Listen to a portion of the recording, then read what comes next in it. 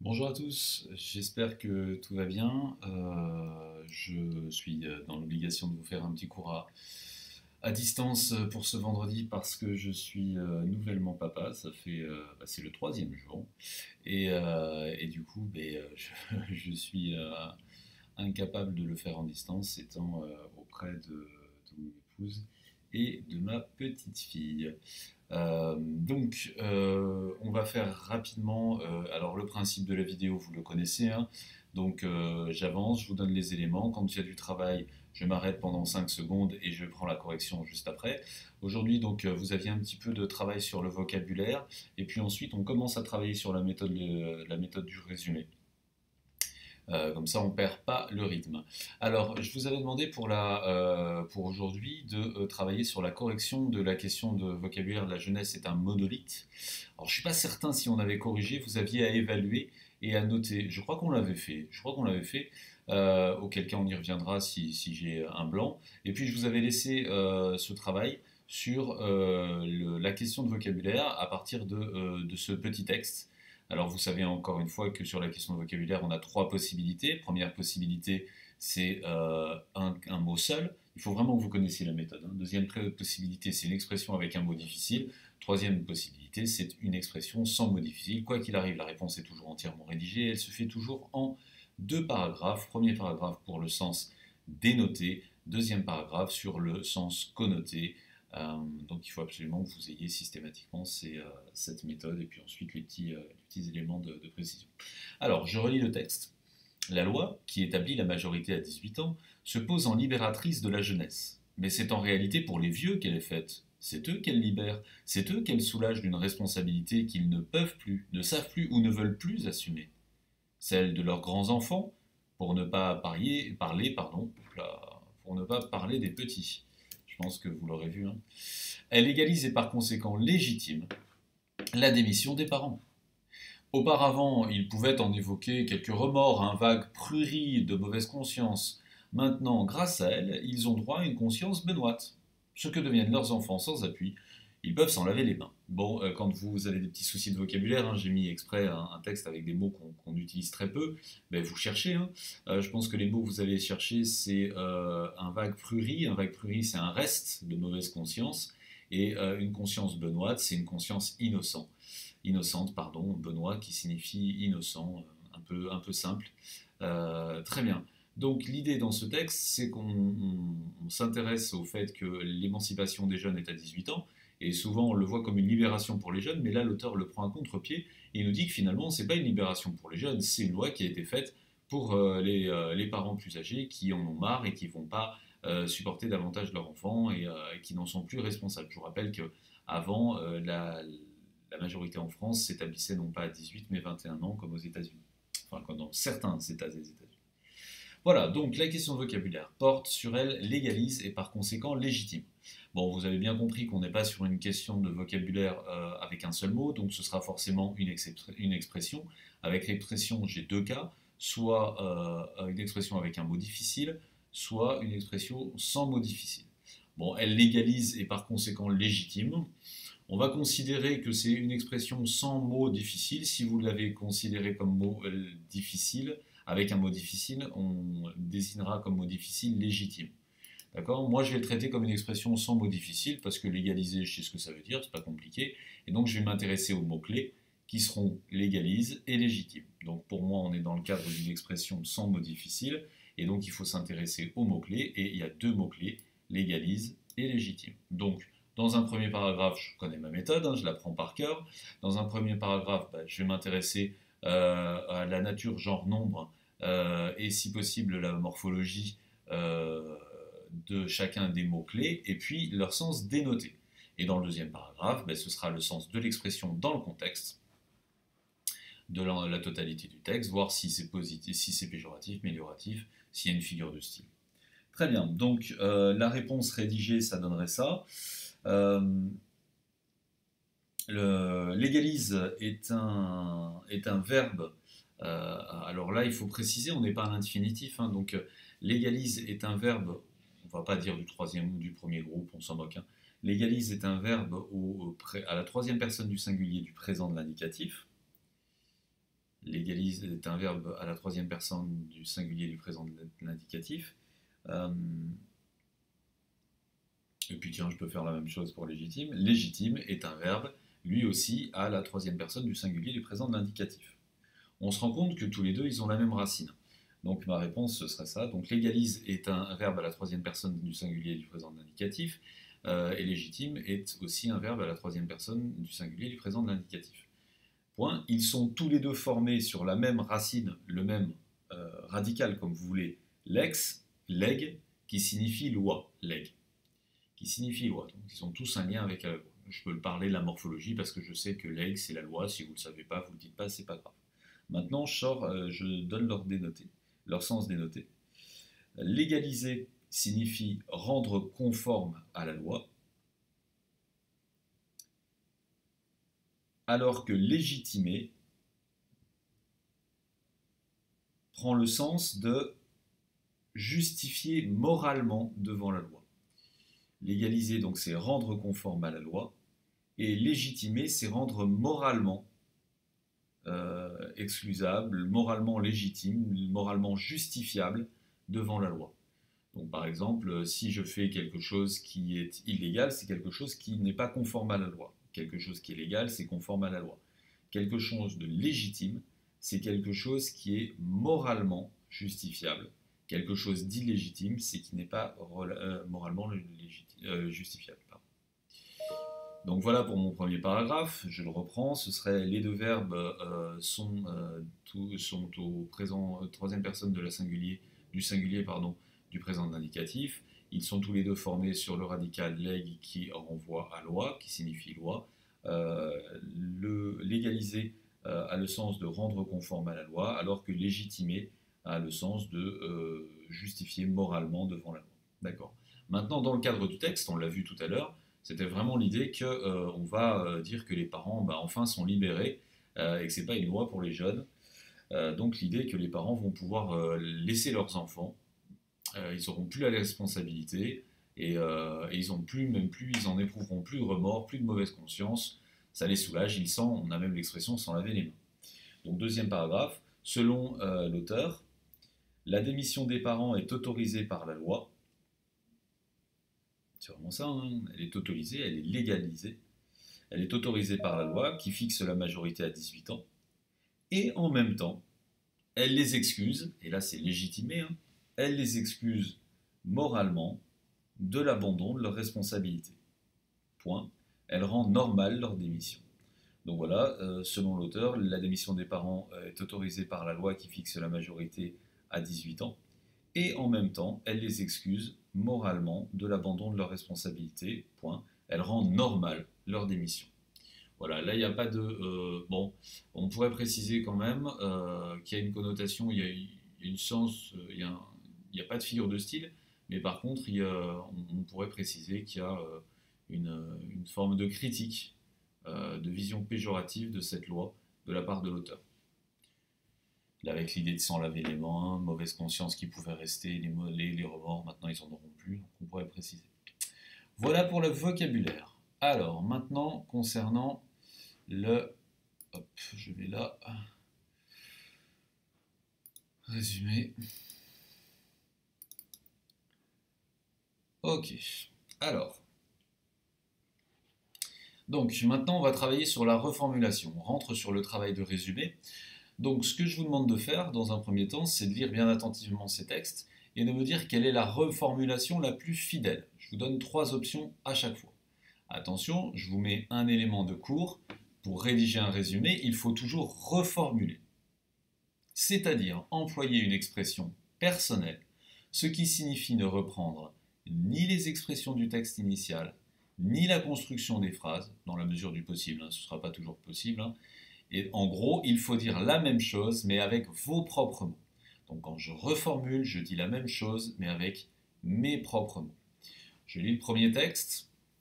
Si vous saviez ce que j'ai vu, hélas, en bas, quel tourment, le genre humain au cachot, que de damnés qui sont des innocents. Le jour manque, la vertu manque. Rendez-vous compte de ces détresses. Il y a des êtres qui vivent la mort. Il y a des filles qui commencent à 8 ans par la prostitution et finissent à 20 ans par la vieillesse. Là, on a un discours vraiment outré d'Hugo sur le sort des enfants du peuple de Paris, des bas-fonds de Paris, et aussi quand il y aura un autre texte qui est écrit sur les caves de Lille. Et là, on voit toute l'indignation et l'horreur du sort de ces enfants dans cette deuxième moitié du 19e siècle pour les enfants du peuple. Voilà, donc un texte très indigné. Très bien. Alors, vous le relisez attentivement et vous me dites quelle est la bonne formulation. À chaque fois que vous choisissez ou non ou que vous écartez une reformulation, vous me dites pourquoi. Parce que le hasard ne m'intéresse pas et il faut me dire à chaque fois pourquoi. Allez, je vous laisse travailler. Moi, dans 10 secondes, je vous donne la solution. Donc, vous coupez la vidéo et vous reprenez quand vous avez fini le travail.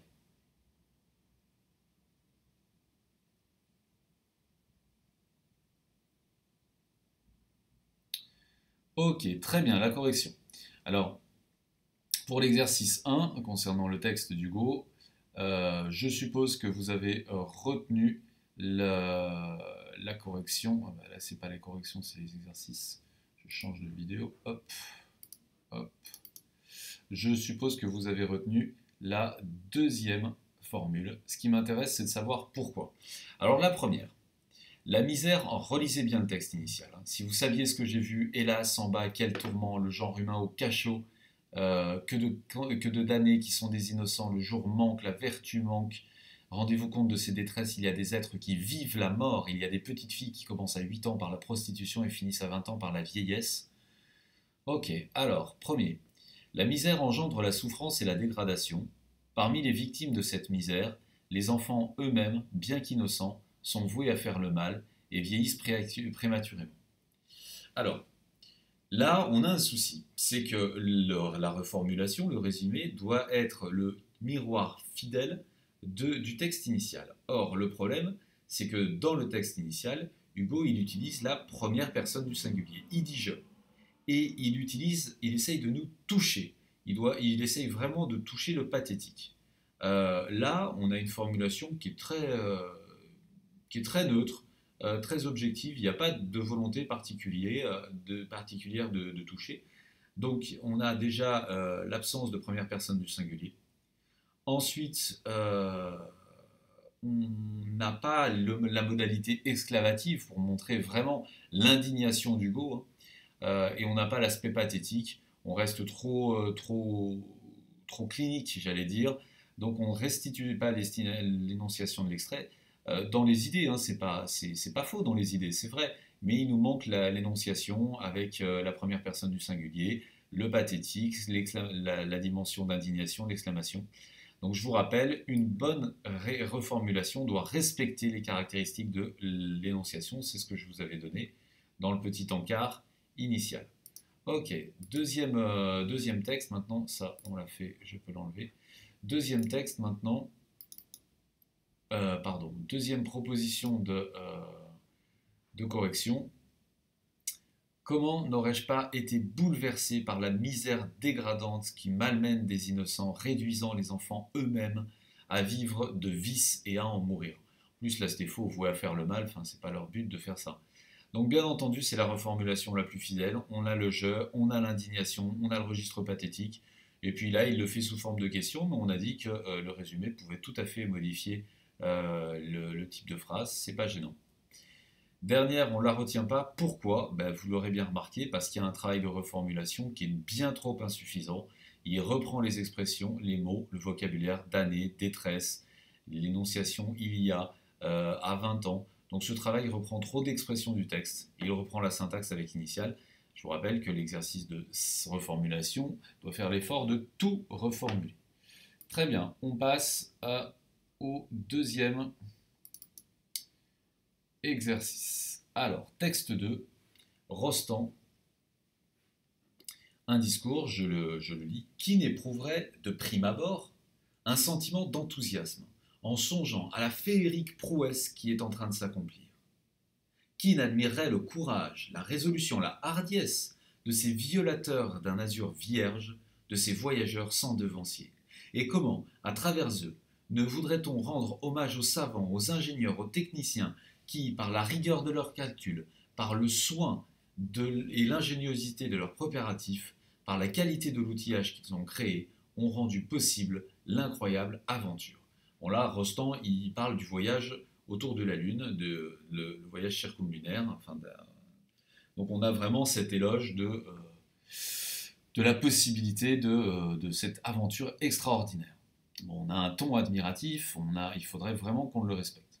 Donc, 3 possibilités. Je vous rappelle encore une fois, quand je reformule, je dis la même chose, mais avec mes propres mots.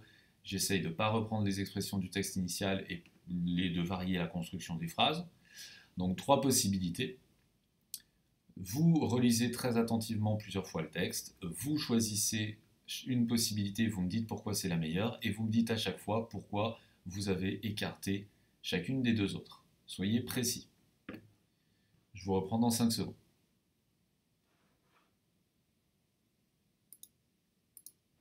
Très bien, correction. Pour l'exercice 2, donc je relis le texte. Qui n'éprouverait de prime abord un sentiment d'enthousiasme en songeant à la féerique prouesse qui est en train de s'accomplir? Qui n'admirerait le courage, la résolution, la hardiesse de ces violateurs d'un azur vierge, de ces voyageurs sans devancier? Et comment, à travers eux, ne voudrait-on rendre hommage aux savants, aux ingénieurs, aux techniciens, qui, par la rigueur de leurs calculs, par le soin et l'ingéniosité de leurs préparatifs, par la qualité de l'outillage qu'ils ont créé, ont rendu possible l'incroyable aventure?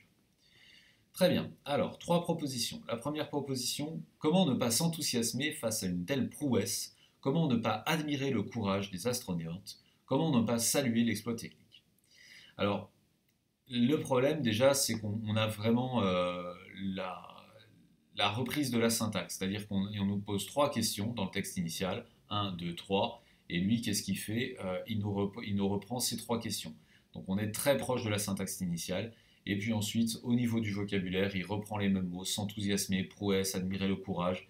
Donc on a un effort de reformulation qui est insuffisant et il faudrait essayer d'améliorer la syntaxe. Bon, la syntaxe, ce ne serait pas trop pénalisé, hein, mais effectivement, il reprend exactement la même structure de phrase. Donc bien trop la syntaxe qui est reprise et ensuite trop de vocabulaire repris. Donc je ne prends pas.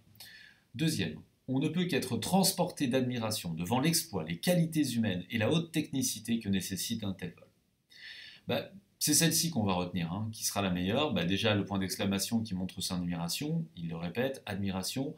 On a bien l'idée d'exploit qui est très présente.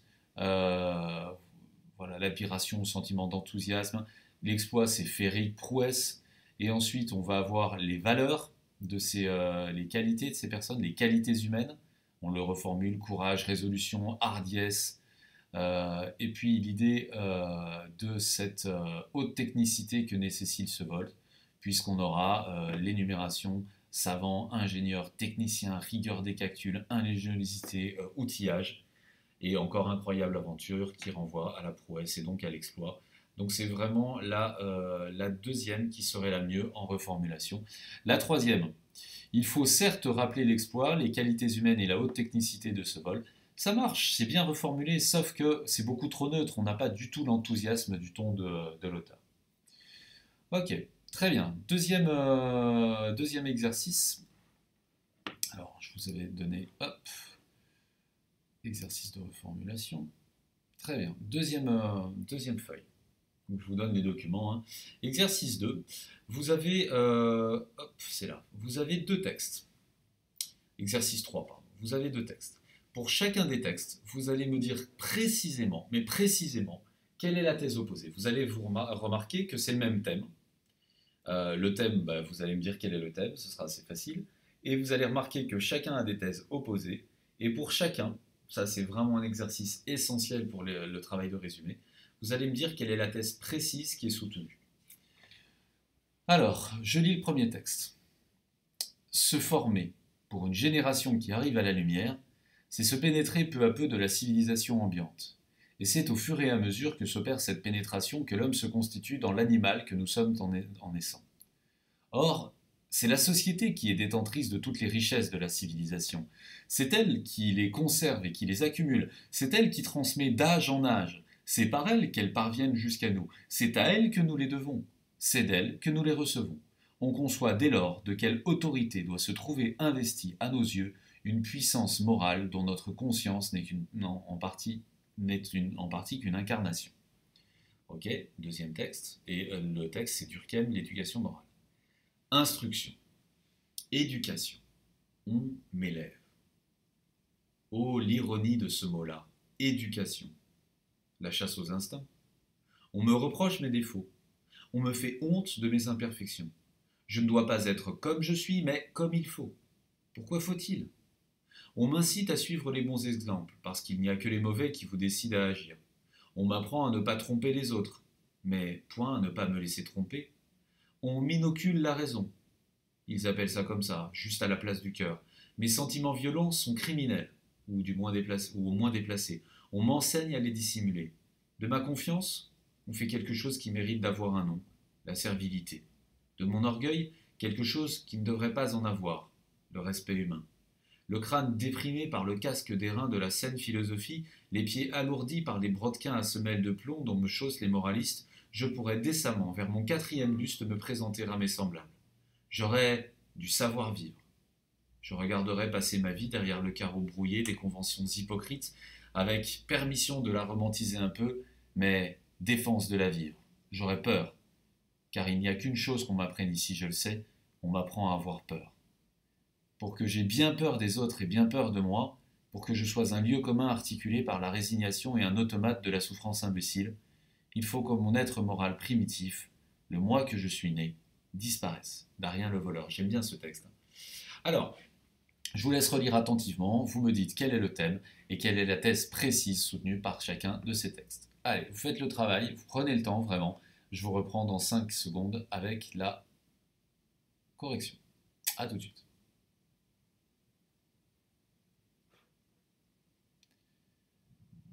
Très bien, correction. Alors, vous avez bien compris que le thème de chacun de ces textes, c'était... c'est autre chose, ça. Je ne voulais pas donner celui-ci. Ah, mais si, bon, c'est pas grave. J'ai sauté un exercice, on va le reprendre après. Le thème, c'est bien entendu l'éducation. Le thème, c'est l'éducation. On l'a pour chacun d'eux. Hein. Le thème, c'est l'éducation. Et là, la thèse soutenue par Durkheim, on voit vraiment l'éloge de l'éducation. Hein. On vous montre à quel point, dans la société, éduquer, ben voilà. Donc, la thèse soutenue, éduquer consiste à civiliser, c'est-à-dire à apporter toutes les richesses morales. Il parle que de richesses morales. Hein. Qui sont transmises par la société. C'est la société qui nous éduque et qui fait de nous quelque chose, quelqu'un d'éduqué et qui est de vertueux, plein de richesses morales. Donc éduquer consiste à civiliser, c'est-à-dire à donner les richesses morales transmises par la société. Dans le texte 2, c'est complètement l'idée opposée, toujours sur l'éducation, mais au contraire, on a une critique de cette éducation transmise par la société. Il nous dit que éduquer consiste à anéantir tout instinct de vie, pas tout instinct de vie. Le moi que je suis né disparaisse, on m'enlève tout, hein, on m'enlève mes sentiments violents, on m'enseigne à avoir peur, etc. Donc anéantir tout instinct de vie, toute pulsion bénéfique, et pour fabriquer un être social soumis et conformisme. Voilà, je ne pourrais pas vivre ma vie, j'aurais le crâne déprimé par un casque d'airain, comme si je portais un casque très lourd. La servilité, c'est-à-dire que je vais devenir une forme d'esclave, de serviteur, je ne dois plus avoir d'orgueil, je dois avoir du savoir-vivre, je ne vais pas pouvoir vivre ma vie avant mes 20 ans, hein. Et je regarderai passer ma vie devant comme des carreaux brouillés, etc., etc. Donc on a vraiment l'idée que l'être social... Pardon, oh je suis navré pour le bruit. L'être social est soumis et conformiste. Voilà, donc on a cette vision. Alors voyez si votre thèse trouvée est sensiblement proche. J'ai oublié de vous donner l'exercice précédent, je le reprends très vite. L'exercice de reformulation. Alors c'est le texte de le texte de Baudelaire. Là, l'exercice 2. Alors pareil, vous lisez attentivement. Je vous laisse lire très attentivement et vous me choisissez quelle est la bonne reformulation en justifiant à chaque fois Celles que vous ne gardez pas, pourquoi vous ne les gardez pas? Celles que vous gardez, pourquoi vous la gardez? Allez, 5 secondes et je vous donne la correction. Allez, c'est parti. Donc pour le texte de Baudelaire, clairement, le premier, l'homme n'a pas besoin d'intermédiaire religieux pour connaître le bien, c'est bien la preuve que la vertu n'est pas innée. Alors je ne sais pas ce que vous pensez de cette reformulation, mais moi elle me pose un gros problème, parce que c'est pas ce que dit le texte. On est sur un contresens complet, et là on est très en difficulté. Donc il y a un réel effort de reformulation, ça, il n'y a pas de problème. Le gros souci, c'est que ce travail va être nettement insuffisant parce qu'on ne sait pas ce que dit le texte. On est en contresens, on modifie l'idée initiale et ça va être très pénalisant. Ensuite, deuxième proposition. La vertu est artificielle puisqu'il a fallu des dieux et des prophètes pour l'enseigner à l'humanité. Bon, cette proposition est correcte, hein, au point de vue du sens, il n'y a pas de souci, mais on reprend beaucoup trop les mots du texte, donc ça ne fonctionne pas non plus. On va retenir comme valide la dernière reformulation, l'homme est seul est incapable de reconnaître le bien. Pour cela, il a toujours eu besoin de l'enseignement religieux. La vertu n'est donc pas naturelle. Ça, c'est vraiment la thèse de Baudelaire. Il pense que l'homme, à l'état de nature, il est cruel, il est dur, et c'est grâce à la société, grâce à l'éducation qu'on va l'améliorer, et notamment avec le rôle des religions qui vont amener à la vertu. Très bien, donc ça c'était pour le travail, c'est ça la boîte de reformulation, pour le travail de sélection de la bonne reformulation. Voilà pour des petits exercices sur la reformulation. Maintenant, rapidement, on va faire un travail sur le résumé, la méthodologie de résumé. Donc je ferme ça et je viens sur la méthodologie de résumé. Alors, je l'ai enregistré. Je vais enlever ça, je vais dans le Finder. Ok, je la mets là. Tac, tac, ok. Je fais quelques petits manips, je pensais les avoir faites. Tac, ça vient là. Ok. Voilà. Alors, ça pareil, hein, je vous le transmets. La méthodologie du résumé, ça commence tout bêtement par savoir compter les mots. Parce que dans un résumé, on va vous donner un nombre de mots qui va être fixé. Et on vous dira que vous avez une marge de plus ou moins 10% de toléré. Il ne faut surtout pas dépasser son nombre fixé, et donc il va falloir savoir compter les mots. Exemple de consignes que vous pouvez retrouver à l'examen. Exemple, j'ai pris 2 consignes sur des sujets d'examen des années précédentes. Vous ferez le résumé de ce texte en 150 mots, une marge de 10% en plus ou en moins est admise. Vous indiquerez à la fin de votre travail le nombre de mots utilisés. Si à la fin du travail ou au début du travail, vous ne mettez pas le nombre de mots de vocabulaire, le nombre de mots utilisés, vous perdrez 1 point sur les 10 points du résumé. Ce serait vraiment idiot de le faire, donc pensez toujours à préciser le nombre de mots total utilisés. Autre exemple de consigne, vous ferez le résumé de ce texte en 120 mots, une marge de 10% plus ou moins est admise, vous indiquerez à la fin de votre travail le nombre de mots utilisés. Voilà, c'est d'authentiques consignes. Bon, pour comprendre 150 mots, c'est la cible. La cible, ça ne sert à rien de faire pile 150 mots. Il faut qu'on soit dans cette fourchette des plus ou moins 10%. Donc il faut qu'on détermine. Ça, on ne vous donnera pas ce que ça donne, plus ou moins 10%. Donc on va faire un peu de mathématiques. Pour trouver 10% de 150 ou 10% de 120, c'est tout simple.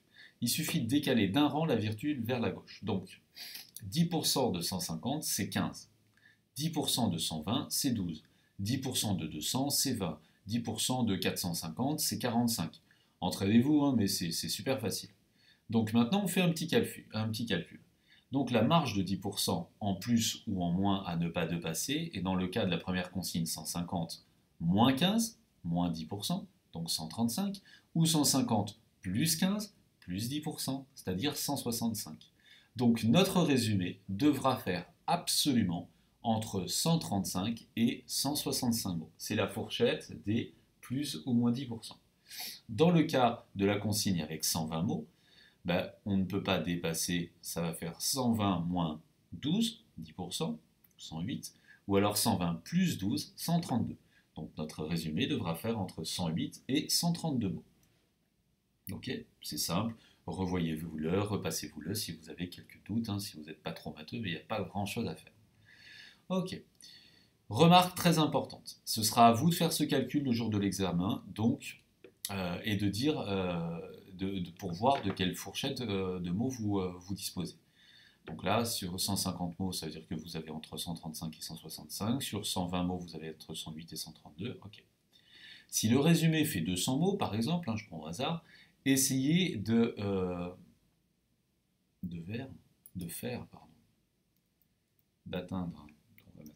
Essayez d'atteindre pile 200 mots ne sert à rien. Ça n'a aucun intérêt. Vous n'aurez pas plus de points parce que vous arrivez pile à 200 mots. On veut juste, ce ne sera pas revalorisé, on veut juste être dans la fourchette de plus ou moins 10%. Donc 200, 10%, ça fait 20. J'ai décalé la virgule vers la gauche. Donc il faut faire entre 200 moins 20, moins 10%, 180, et 200 plus 20, 220. Donc je devrais faire entre 180 et 220. Je vous conseille d'ailleurs de ne pas trop vous approcher des limites 180 ou 220, car si vous vous trompez dans le décompte des mots, ça peut vous faire sortir de la fourchette. Et là, ce serait très pénalisant, parce que quelle que soit la qualité de votre devoir, si vous sortez de cette fourchette, de cette consigne des 10%, vous n'aurez jamais la moyenne. Donc c'est extrêmement violent comme consigne, il faut absolument la respecter, parce que si vous sortez de cette consigne, vous ne pourrez pas avoir la moyenne, même si votre résumé aurait mérité 9 sur 10 ou 10 sur 10, il sera à 4,5 ou 5 sur 10, parce que vous n'avez pas respecté cette consigne. Donc, exemple, si la consigne était de 200 mots, et que mon résumé, voilà, j'ai rédigé mon résumé, je suis à 218. A priori, tout va bien, il n'y a pas de souci. Le problème, c'est que l'examinateur, quoi qu'il en soit, va toujours recompter vos mots. Et s'il se rend compte que vous êtes trompé de 3 mots, par exemple, et qu'en fait, vous êtes à 221 mots, et les conséquences sont extrêmement importantes parce que vous sortez de la fourchette des 220 mots, et donc vous n'aurez jamais la moyenne. Donc je vous recommande toujours de garder quelques mots de sécurité, 4 ou 5, pour parer, si je l'écris comme ça, il y a souci, pour parer à toute erreur de décompte. Donc il faut s'entraîner à compter les mots. Alors c'est parti, on y va. Donc je vous ai donné en même temps du cours, mais il va falloir compter les mots sur le cours. Donc le résumé ne change pas le système d'énonciation, il reformule le discours du texte initial sans prendre de distance, c'est-à-dire en s'abstenant d'indications telles que l'auteur déclare que, montre que. Il s'interdit tout montage de citation. Le candidat exprime dans son propre langage les assertions du texte, les affirmations, ce que dit le texte. Il peut cependant, lorsqu'il s'agit de mots-clés, qu'il serait absurde de remplacer par de mauvais équivalents, reprendre les mots du texte et par exception, citer entre guillemets une formulation particulièrement significative. Bon, je donne l'exemple, si le mot informatif qui est un mot-clé, informatique, vous aurez beaucoup de mal à le reformuler, donc on accepterait que vous le citiez malgré tout. Ok, allez, petit travail, vous comptez le nombre de mots dans ce texte. C'est parti. Je vous reprends dans 5 secondes. Alors, correction. Nombre de mots. Si vous avez bien compté, vous êtes à 91. Et là, vous vous rendez compte que certains d'entre vous ne sont pas tombés justes, sont pas de...